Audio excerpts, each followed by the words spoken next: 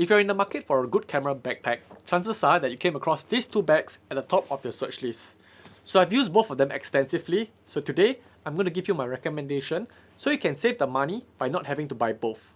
Let's get started.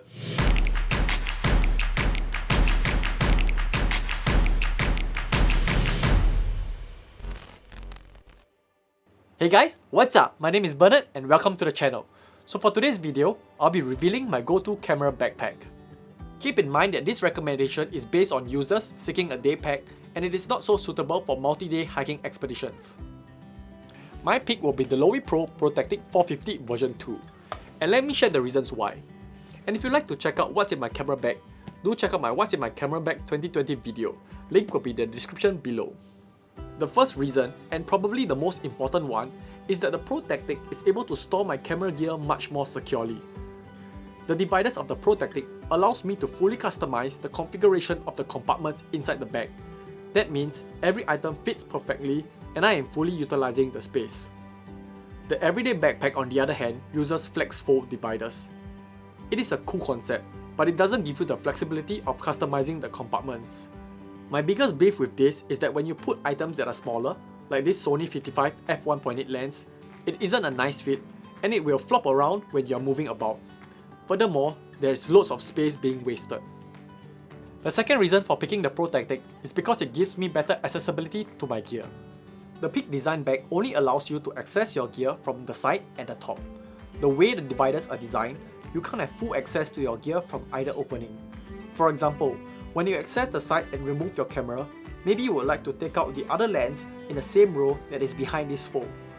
The only way to do so is to zip up the current opening and access it from the other side. This is a terrible inconvenience and not acceptable in my opinion. This design presents another problem. I am unable to set my bag down to organize my gear when I need to.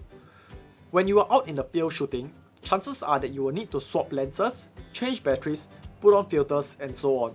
But with this design, the only way to set your bag down to access your gear is to place it on its side. This is not stable at all and the bag is likely to tip over, exposing your gear to dirt.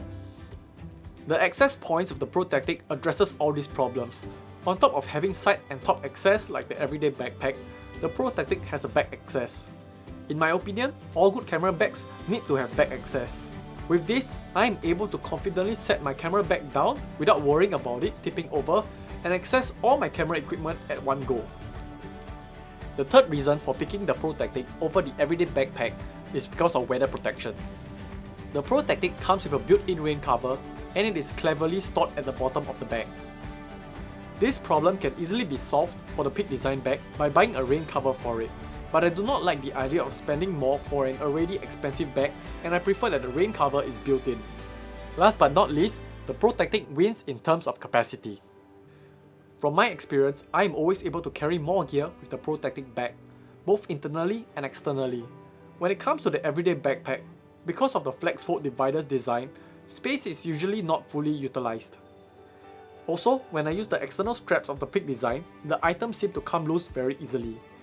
I prefer the external straps of the Protactic and its military webbing design makes it very easy to attach external items to it. By now, it may seem that I dislike this Peak Design Everyday Backpack, but that is actually not true. I do like this bag a lot, I just don't think it's suitable to be a dedicated camera bag. Like its name suggests, it's more of an everyday bag. I would recommend it to consumers that tend to carry more everyday items and only bring along a small setup. So in what aspects do I prefer the Everyday Backpack over the Lowepro Protactic? I think that the Peak Design looks better, but that is subjective. Speaking of looks, I think it is more subtle as a camera bag as compared to the Protactic. The bag is much more versatile. I would not use the Protactic for anything else other than lugging my camera gear around.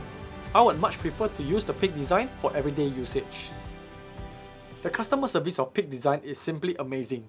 They provide lifetime warranty for their products. I speak from personal experience when they replaced two of my bags simply from wear and tear, no questions asked. I was very impressed by that, and Lowepro does not provide such guarantees or services.